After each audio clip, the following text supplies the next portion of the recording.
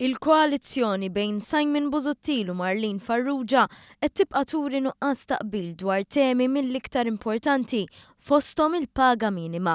Anke jekk Simon Busuttil mar jiffirma l-ftehim mal-imsieħba soċjali, l-esponenti tal-Partit Demokratiku qed jibqgħu jattakkawh f'kull okkażjoni li jkollhom.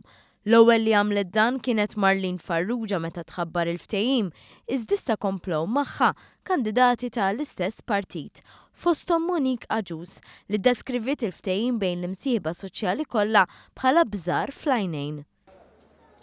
Ftit tal-jimilu tħabbret li l-paga minima se tkun qed tola.